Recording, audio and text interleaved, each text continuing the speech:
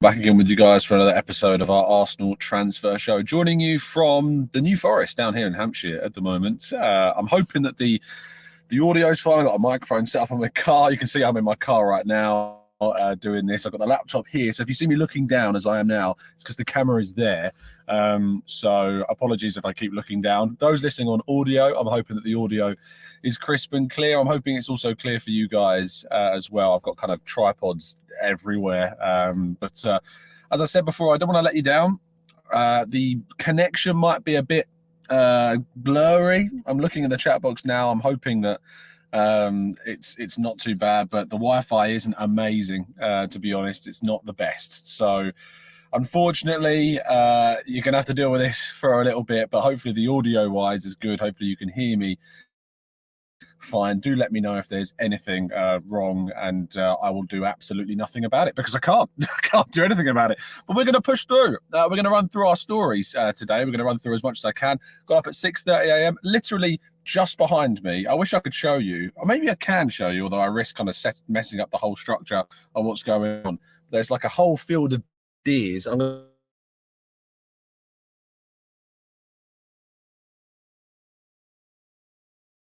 But yes, there you go. I'm hoping that you were able to see that. But it's a little bit chaotic. It's a little bit different. It's a little bit terrible, to be honest. And I'm sure it's pixelated. But that's what you're going to get from me today, unfortunately. Let's go on to today's stories. I suppose that it's probably easier if you look at this. What I might do is even add a Q&A slide, so you don't have to see my pixelated face as much. And all we'll do is we'll just have a big Q&A slide instead, which is probably the best way to go about it. But of course, our first story to discuss today is that Gary O'Driscoll is leaving Arsenal after 14 years at the club. The Arsenal doctor will finally leave Arsenal in what is a really sad day, actually, a really, really sad day, because Gary's been at the club for a long, long time. He's been in and around things. The amount of medicals he's done, the amount of players he's helped recover. I remember watching the Gabriel Jesus the situation of Gabriel Jesus where he did his knee, and we did the documentary, and we heard all loads of things from Gary O'Driscoll about that. So it's going to be a shame to miss him. He's moving up to Manchester United, being close to his family. He's from up north, so he's going to move closer to them.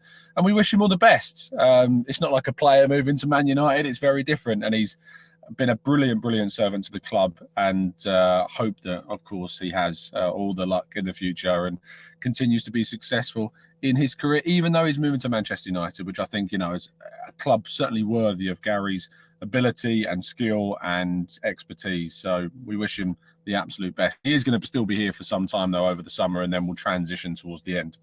William Saliba, of course, signed a brand new contract at Arsenal, which is fantastic. We've been waiting for this for some time. We've been waiting for an announcement on this for some time, and finally we've got that announcement. Very happy indeed that William Saliba is still going to be an Arsenal player for the future. As we did talk about yesterday, David Ornstein reporting that it does not include an option of a 5th year. It's a 4-year deal through to 2027. Saliba spoke on the Arsenal website about a lot of things, and his announcement video included some interesting quotes. Well, he actually talked about the fact where you've not seen me play for a number of years, going out on loan, and he says that actually this was the perfect route for him. He talks about how all the decisions that were made by Mikel Arteta were the right choices. And that is the most important thing from an Arsenal perspective, is that we made the right decisions, the right choices, and ultimately got the player in and through the doors and into the team, and became one of the best players that we've ever had in recent seasons in his position. I think he's got the potential to go on to be one of the greatest in that position for Arsenal. He says he loves the club. He says he feels at home here. And, I hope he's right. I hope he's absolutely smashing it. And so I'm looking forward to seeing Saliba wearing the number 2 for Arsenal next season. Moving forward and into transfers, it was medical central yesterday at London Colney. First of all, Jurrien Timber, yes, of course, the Dutch international that is signing for Arsenal for less than £40 million potentially, depending on how many add-ons are, of course, achieved in this deal. Completed his medical. He met his brand new teammates as an Arsenal player, and hopefully we hear an announcement today, tomorrow, regarding Timber's signing at the club. I'd love to see, I don't know if you saw this, but in the William Saliba kind of announcement, they used Reece Nelson and his contract talks do kind of one of those camera things where they go out to the camera and then reveal William Saliba behind it. I kind of hope they do a transition with Timber and Rice. I think that would be great to see. So let's wait and see if that turns out to be possible. But Jurrien Timber is expected to be announced as an Arsenal player very soon after completing his medical. Declan Rice now, and Declan Rice, of course, has begun completing his side of medical things. He's done the medical. He's got to go to London Colney, I believe. In fact, I think he's already been and left. I don't know if there's any final parts of the announcement side of things. This is Arsenal's record signing at the end of the day. He's by far the most important signing we've made for a long time, at least since 2013 with Mesut Ozil. If not, then certainly Sol Campbell way back in the early 2000s. Arsenal have pulled off a brilliant piece of business. And not only that, but there was an interesting story that came out yesterday. Harvey Barnes looks like he's moving closer to Newcastle. And because of Arsenal and kind of the delay around things, supposedly there was kind of money waiting to be... There's money kind of waiting to be transferred around the Xhaka deal potentially. And Arsenal were trying to gain a little bit of capital, it seems, before doing that Rice deal. And there's suggestions coming out of the West Ham side of things that because of that delay, Arsenal actually ended up costing West Ham getting Harvey Barnes. I don't know how real this story is, but I kind of hope that it's true because we've been getting so much stick from West Ham and people from the West Ham side of things that to see something not go their way is the small amount of karma, I think, for all of the stick that Arsenal fans, is been getting. So, sorry, West Ham. Sorry about that. But it seems Harvey Barnes going off to Newcastle and that Declan Rice will become an Arsenal player and be announced in the next couple of days, maybe over the weekend, probably Monday. Arsenal do like a Monday announcement. So maybe we'll be waiting through till Monday before we hear about that. Now, our headline story. You wouldn't think that we'd be back here talking about Kylian Mbappe, but that is where we are. We are back here talking about Kylian Mbappe, the Arsenal target, supposedly. But according to Miguel Delaney of The Independent, very well-connected journalist here based at the English newspaper, is Arsenal are, at least, reportedly, his preference when it comes to a potential move. And when it comes to a Premier League move, at least, Arsenal are said to be his preference of club. I think we can all agree that Real Madrid would be the place that he ends up at. And I think that's certainly what I'm expecting to happen, is for Kylian Mbappe to end up as a Real Madrid player. But if that doesn't happen and he was to move to the Premier League, maybe Arsenal end up being his destination. Now, Miguel Delaney does say in his report in The Independent that there has been no contact between the club and the player, and that also he is way out of Arsenal's budget. But the likelihood of Arsenal being able to afford Kylian Mbappe is very, very small indeed. So despite the fact that he may prefer to move to Arsenal if he was to move to a Premier League team, it doesn't seem that likely that it's going to happen. And that's all of today's stories. We're going to move to part 2 and your questions right after this.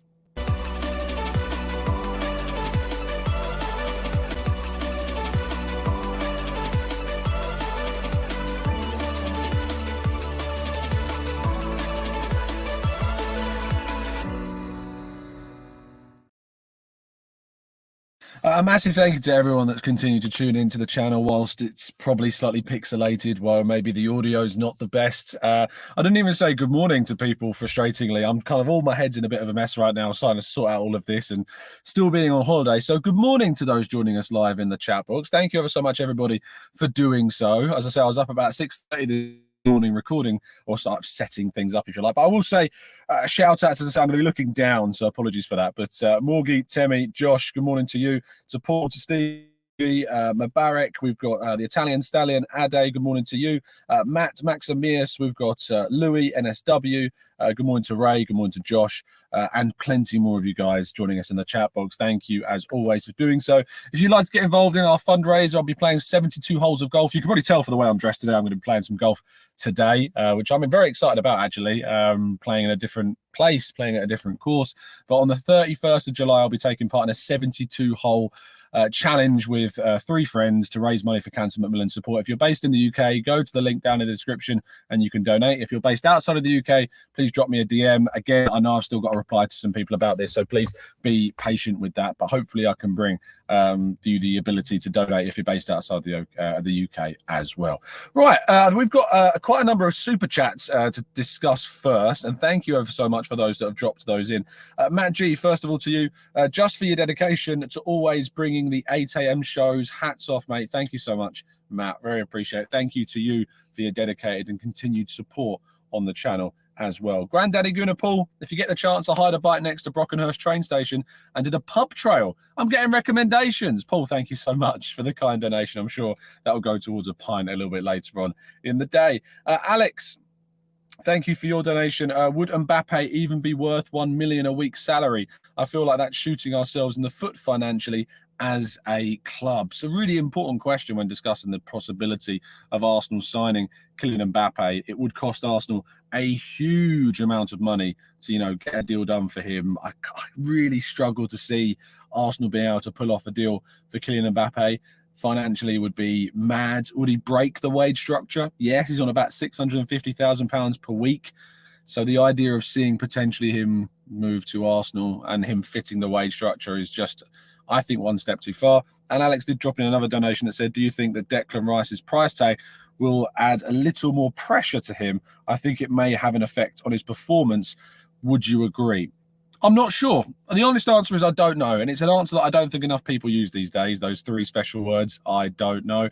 I don't know if the price tag will affect things. What I do know is that Arsenal were initially keen to try and avoid him becoming a £100 million player. That's why they went in with those early bids, yes, to bring the valuation down. But there always was, similar to the Mudryk side of things, they didn't want a triple million kind of figure. With Mudryk, it was kind of euros, 100 million euros being bought from Shakhtar. They didn't want that £100 million price tag associated with Rice in the initial first phase, but realized to get the deal done, they had to spend the money. And it just became nearly impossible for them not to then go out and spend the money that they needed to do to get the Rice deal done, especially when Man City came in. Will it affect Rice? I don't know.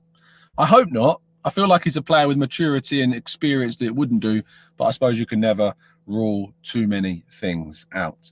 Ogsimato says, I swear I thought you was out there spying at the London Colney. Yes, I'm actually just sitting outside London Colney. No, I know a few people actually do that. I've seen it on social media in the last day. I saw some people reporting on whether or not Declan Rice was going to be at the training ground. I know people do sit outside London Colney. Fair play. I respect the dedication to you. I tell you what, it's always funny because there's quite a few people that hang around like outside London Colney to try and get autographs, photos, that sort of thing. And when I drive into London Colney for a press conference or for the open training sessions, you should see the look on people's faces when like my car's kind of coming out of London Colney as I leave and they see and look through the window and they see it's me. You should see the look of disappointment on their faces that I'm not Bukayo Saka. I mean, I'm sorry, guys. You know, it's just me. But you should, honestly, it's hilarious. I'm looking around at people looking into the car to see who it is, and it's just me. And they're like, oh, for goodness sake. It's quite funny. AFC Max, thank you for your donation. Hey, Tom, I don't recognise this kind of Arsenal. The last 3 years of great buying, active business and renewal of contracts. It's great moving forwards. It is fantastic moving forwards. And I hope that Arsenal, in this kind of style, if you like, if the way in which we've been doing our business is a sign of things to come, we're in a really, really fantastic place. So I look forward to that and look forward to seeing where, as a club, we end up going, because it's a really exciting place at the moment, you know, to be an Arsenal fan. So let's see how indeed it does happen.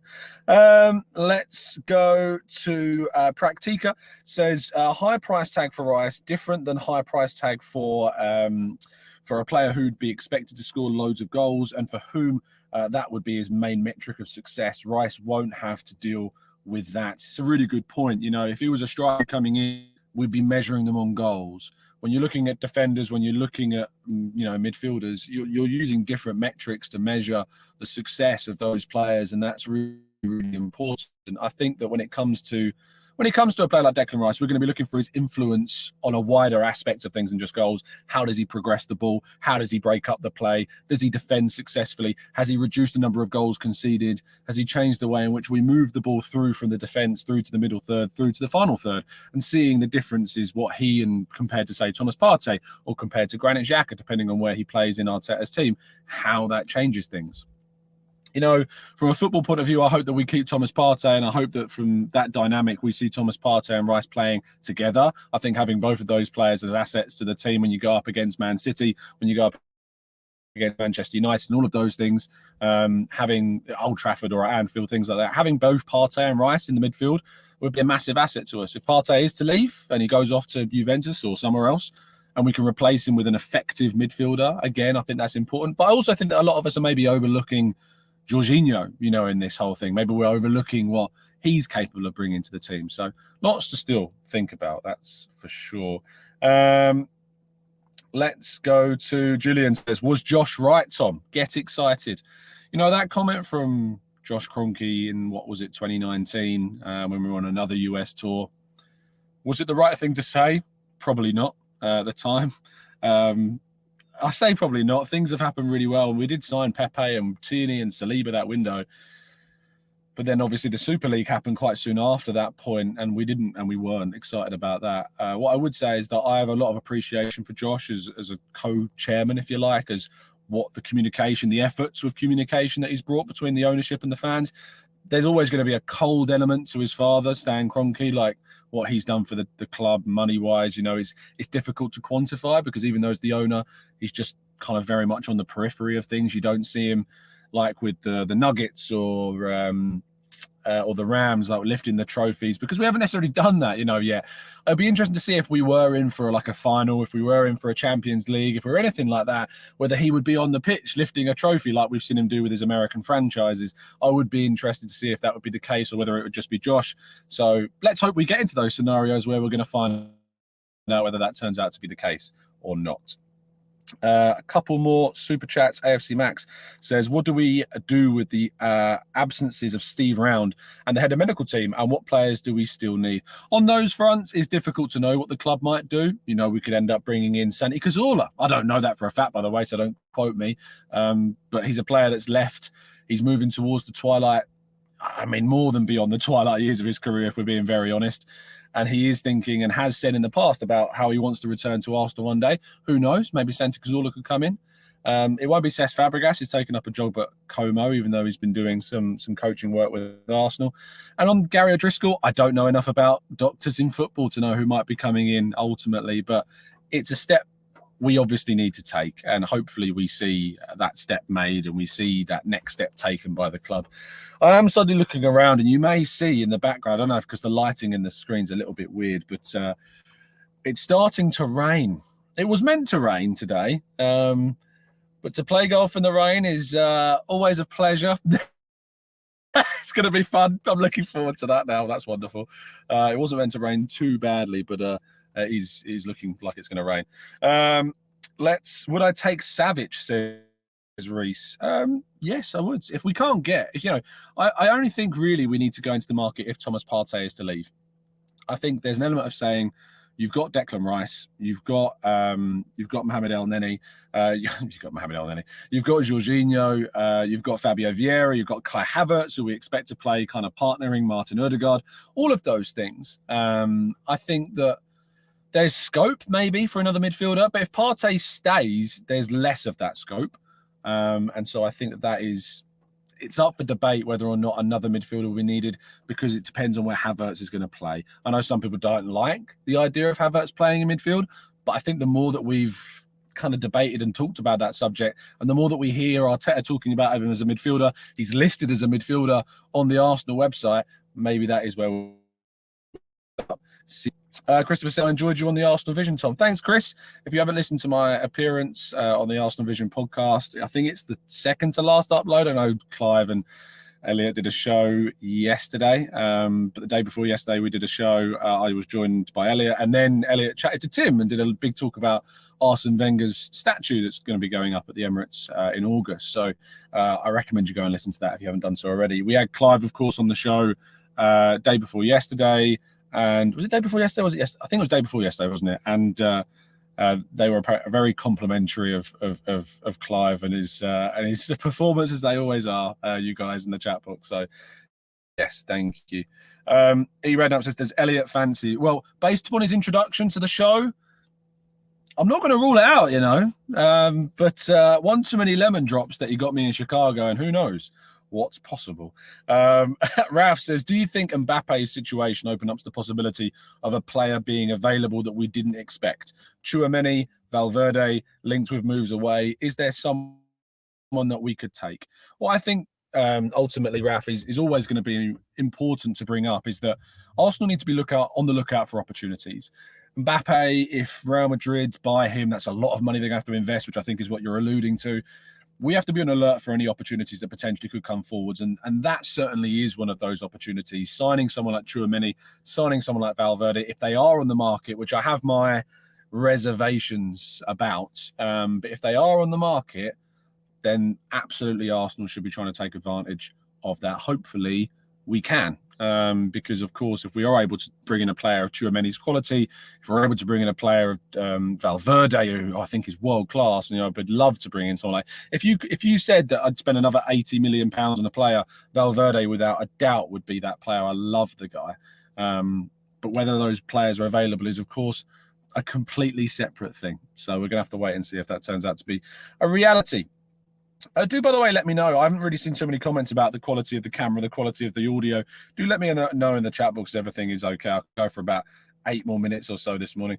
Should we expect the next Arsenal signing be an unexpected centre-mid signing that no one has even talked about?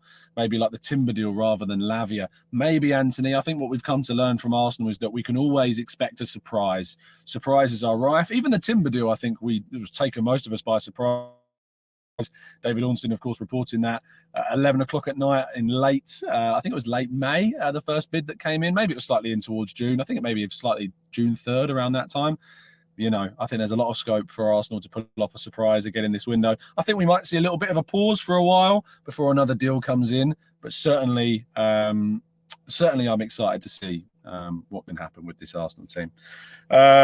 Audio good, visuals is hit and miss, apparently. I'm not surprised the visuals a bit hit and miss. I say I'm working off a Wi-Fi that is not very good, but it's a show and you can hear me perfectly fine as well. So yes, but that's the best I'm afraid you're going to get while I'm here. At least I'm bringing you a show. If you haven't already dropped a like on the video, please make sure you do. It would mean a lot to you as well. I mean, I could have pre-recorded these. I could have done these, but then I wouldn't have had the chat box. Now, obviously, I like having the engagement with everybody in here. If you do listen on audio platforms, of course, you've not had to deal with the fact that there is a kind of pixelated audio of this show as well. So that's always going to be a benefit.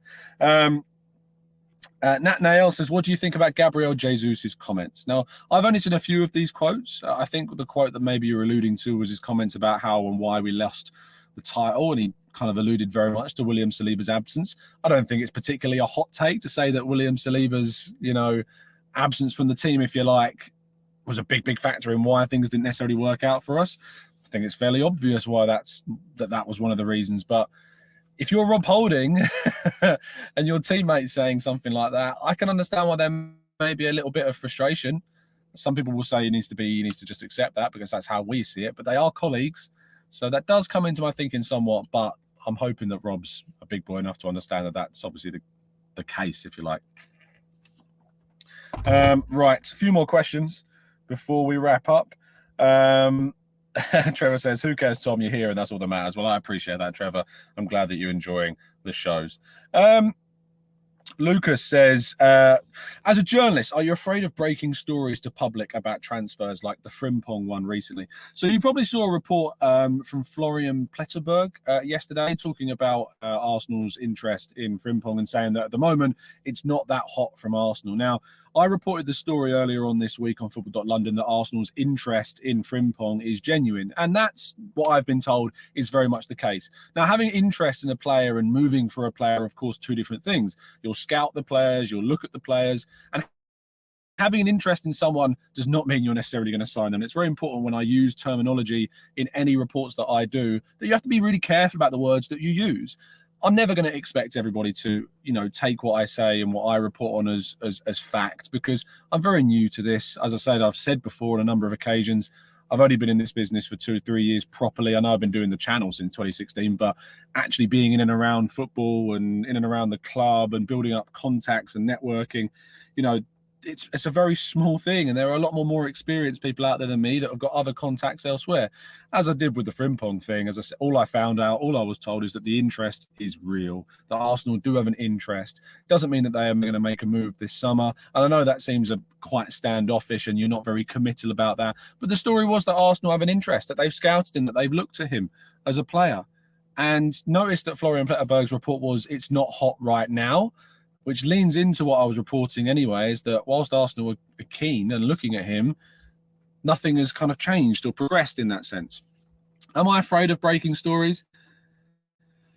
There's always an element of not fear, but I think as a very young, not young in the sense that there's a lot of younger journalists out there than me, but certainly in the sense of early in my career, there's always going to be a sense of, I really hope the information that I've sourced, the information that I've been told, the information that I get from somewhere is accurate. Now, I know that there are some sources that I have that I'm going to be able to get some very, very accurate information. So, for instance, I reported yesterday that Arsenal's players, the majority of the squad is expected to return to London Colney this weekend.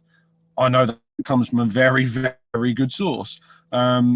But in terms of transfers, sometimes transfers are a little bit more volatile, and you have to have a bit of bravery. You have to have a little bit of acceptance that some of the stories that you report aren't necessarily always going to be, aren't always going to come to fruition. In the sense of you might report an interest, it means that the transfer is not necessarily going to happen. So I think all of those things, come into play. But am I afraid? I don't think afraid is the right word. Is there any nervousness sometimes? Some stories, mainly transfers, there will be, not because I don't trust the information that I've got, but because the reaction that I might get, those types of things. So, but I hope that you appreciate the work that goes into some of the stories that we do break. And as you'll notice across kind of the transfer windows, at least at this moment in my career, I'm not doing loads of transfer breaking lines because I'm still building up my source base. I'm still building up networks. I'm still building up contacts. And I'd rather be right than first. To give you an example, like the Timber information, the total agreement with Ajax, that information became very public on about early afternoon. That I think it was Wednesday. I think that it was. I knew about that in the morning. We were preparing an article on it, and we just wanted to make sure and triple check that the information was right, that there was a total agreement.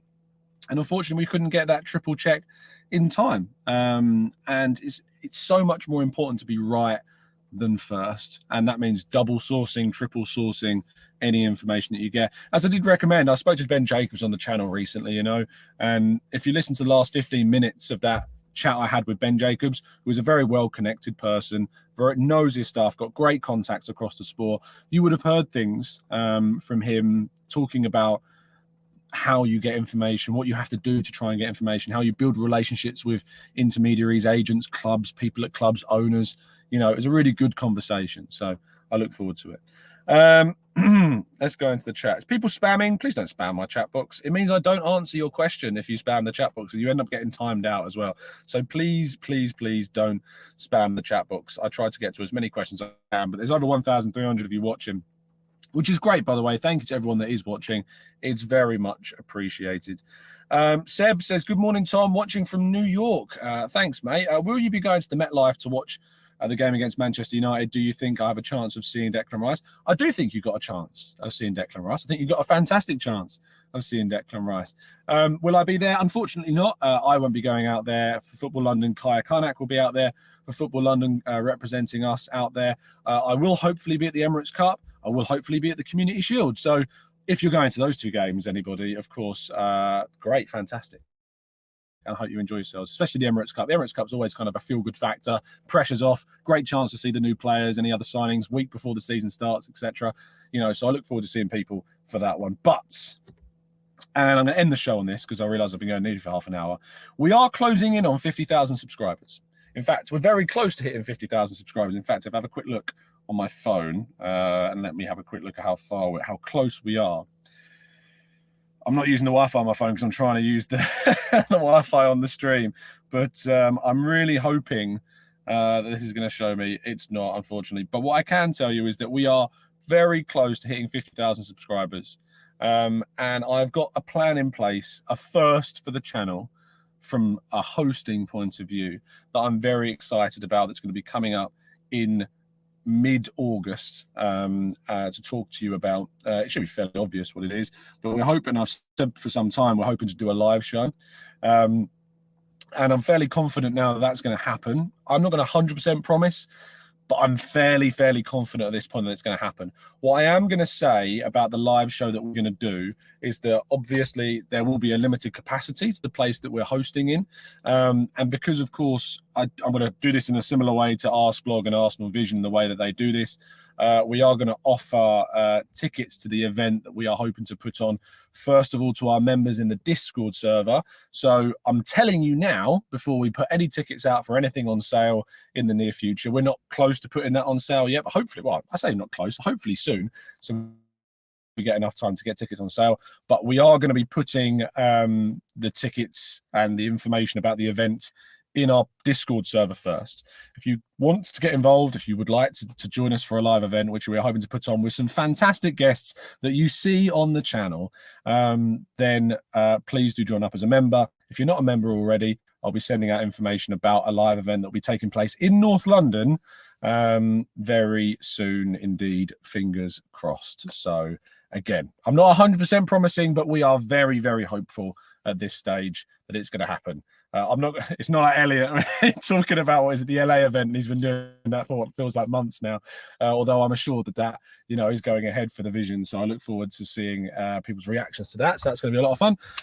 But yes, that's going to be it for today. Thank you everybody that's listened. Thank you everybody that's tuned in. It's really very much appreciated. Apologies for the bad audio, the visual side of things. I'm hoping the audio is fine. You're going to have to deal with this for the next few days or so. I should be back on Friday, but Sunday, Monday, Tuesday, Wednesday, maybe Thursday as well, depending on when I leave. We are going to be here in the car in the New Forest in Hampshire, down south, hoping that the Wi-Fi maintains some level of security. But other than that, I hope you have a fantastic day. I hope you enjoy yourselves, whatever you're doing this weekend. I look forward to hopefully seeing some announcements regarding Declan Rice very soon. Have a fantastic weekend. Stay safe, stay well, and as always, up the Arsenal.